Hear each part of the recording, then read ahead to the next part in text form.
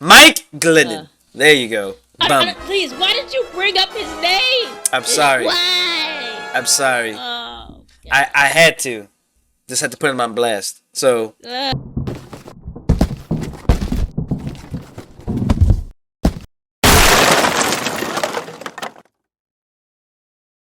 Hello, New York Giants family, and welcome back to another mother and son postseason show for the New York Giants called Family Bonding. I would like to apologize on behalf of the podcast for our absence. I have had a lot going on, vacation, COVID, and then my mom's birthday and all these other events, and work's been crazy, so we've been very busy, but we will be keeping to our schedule of always trying to get at least some sort of video out to you guys every couple of weeks. So, with that being said, we haven't talked about our schedule for this season, but before we can do that, we need to do something very important for us. I want you to make sure that you don't miss any of our future episodes. The season is coming up, and so I need you to like and subscribe, and of course, hit that little bell so you get all the notifications when we post another episode. Let's get into it.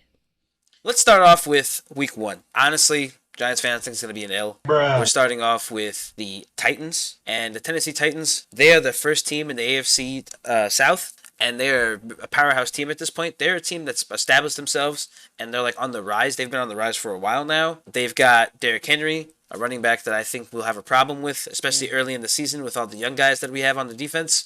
I don't know if they're going to be ready week one for a juggernaut like that. We haven't won a single season opener in the past 5 years. That's the wrong record that we want. That's the right. wrong one. It is what it is. And I mean, that's what happens when you have someone like Dave Gettleman behind the general manager's position. Fresh start, but still an L week one. Week two, we've got the Carolina Panthers. I think that is going to be our first win. It's a home opener. We haven't won a home opener in the last 6 years. Let's see if we can do that, because all they have is Sam Darnold and some backup QBs that ain't really going to do anything special. They're holding strong for him. I mean, they're speaking to the media as if, they're giving him the best chance possible. I'm not convinced. And obviously, neither are they. And neither am I. So I think we're all in agreement here that it's possible that the Giants could pull this one out. I don't think it's going to be a high-scoring game. I think it's going to be a low-scoring game, but I think the Giants will be able to pull it out. Week three, we've got the Cowboys, and it's a home game. So the Giants, I think in general, we're probably going to tie this series. My ideal situation is that we go 1-1 with the Cowboys and the Eagles, because that's most likely what's going to happen. Right now, we're currently sitting at a 2-1 record, which hasn't happened in the last 8 or 10 years. We're going to just assume there's no injuries. 2-1 record. I just want to highlight that that's a Monday night football game as well, which it's been a while since we done anything like that. So anyway, this is interesting. To our schedule, I like 1-1. Am I desperate by even saying that? No. I feel like you'd be desperate if you were saying you'd want the 2-0. Because that seems desperate. Because how the hell are we going to get 2-0 against the Cowboys? There ain't no way. That's like you're desperate for a winning season. If you say 1-1, you're keeping it realistic, in my opinion. We have 3 home games in a row so far. It's a 3 home game stretch. We're playing against the Bears. We were supposed to beat them, but we somehow didn't last season. I think because they had Justin Fields, who had the worst rookie season by any quarterback in NFL history, it's a pretty obvious one that it's even for us. That's an even match. Yeah, but I think with Daniel Jones having the edge, so I think the Giants can pull that one out. Now, here's the game it's just the obvious loss. We're playing the Packers, and they gave us the London game. Why would they give us the London game? Because they want to see us get blown out. I'm flabbergasted. We don't even deserve this type of spotlight. No, we don't. Our guys don't even deserve the road trip overseas. Nope. All right? I mean, nope. Seriously. That's a loss. That's a fat loss. So now we're sitting at 3-2 so far, which again seems a little unrealistic, and it is. We're just assuming there's no injuries. Week 6. This is where I had a hard time deciding if I thought the Giants could pull off a win against the Ravens. But the first thing I thought about was Wink Martindale and how he coached for the Ravens. And he knows the Ravens' offense very well. He knows what John Harbaugh wants to do. Him knowing that and knowing his system and the personnel, that gives our defense the edge, especially someone like Wink Martindale, who's a good defensive coordinator. That gives us a chance to make it a low-scoring game, and it could be anybody's ball game. But I'm going to give the edge to the New York Giants because, like I said, Wink Martindale knows their offense. I know Wink Martindale knows their offense, so it's a chess match between if John Harbaugh can outsmart Wink Martindale. I don't think it's going to rely on offense. That's going to be a defense game right there.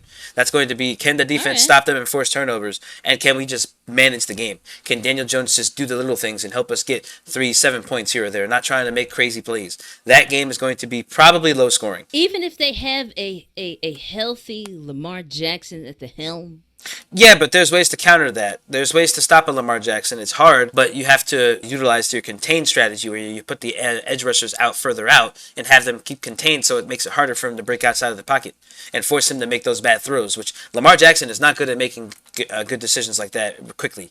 He's the type of person that needs to be outside the pocket and running around, creating more time for his receivers to get open. He's not going to be that good quick throw and pass general like Tom Brady. He doesn't have that kind of skill set. Week 7, we got the Jaguars. This is I'm going to be honest, this is a totally biased opinion. Okay. Not that, we don't ever have biased opinions. Bruh. Stop the cap. Jaguars ain't beating us because they're just the worst franchise than us. That's how I feel about it. And they have Evan Ingram. Come on. Yeah. You really think Evan Ingram's going to do anything for them? He's just going to make sure that they fail like he always does for us. They're going to call his number and he's going to drop the ball when it's most important. Well, it doesn't help that their quarterback had 17 interceptions last season. That doesn't help at all. You're going to probably see a lot of that. And if our pass rush, the way that Dominic Martindale is going to coach this defense, pass rush is very important. Getting after the quarterback is going to be our number one goal always for defense. And that's always how it has been when we're successful. Our pass rush has been the best part of our defense. If we get after the quarterback, that's a free win for us too. And if their line is still as deplorable as it was last season, that should be a possible win for us. Again, all these games that we're winning, by the way, you guys, I'm not saying we're going to blow anyone out. They're just going to be close contested games. No. They're going to be close contested, probably low scoring games because the team is still trying to figure out their identity. We haven't had an identity for the past 5 years. So we're still trying to figure it out. The Seahawks game, this is interesting. It's away. There's no Russell Wilson. No Russie. The most experience they have at the quarterback position is Geno Smith. Come on. I'm going to say that something happens, and I'm not going to say which athlete, but I'm going to say somebody goes down for this week, and then we're missing a key piece, no matter what position it is, and I'm going to say that we lost this game. I don't want to make it seem like we're going to win all these damn games. Even with a rebuilding Seahawks squad? Come on. I don't know.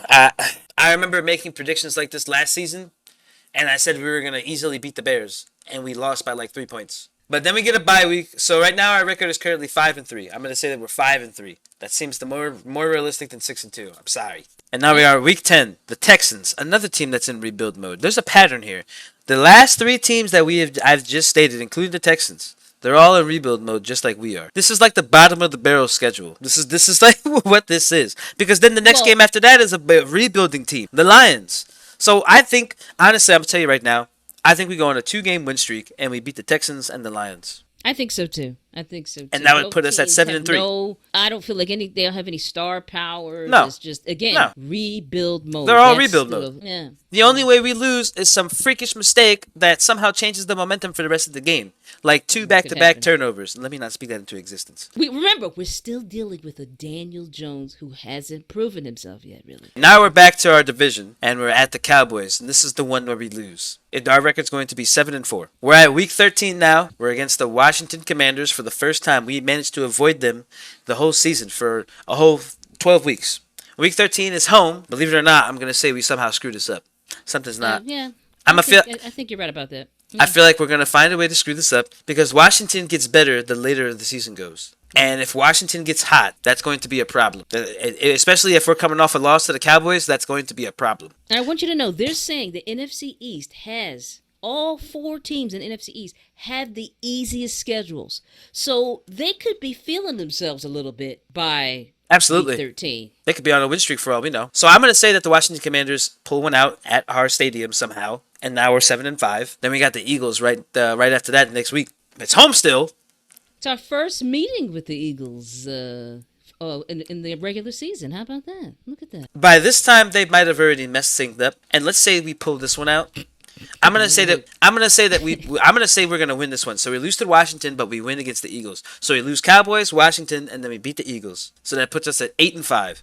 And then we win to the Washington Commanders away somehow. Because we got momentum from the Eagles game. I'm just speaking into existence. This is just what I'm going to speak. So we got 3 games left. After Washington, we go away to the Minnesota Vikings. I think we lose that. Yeah, we may not be able to pull that one out.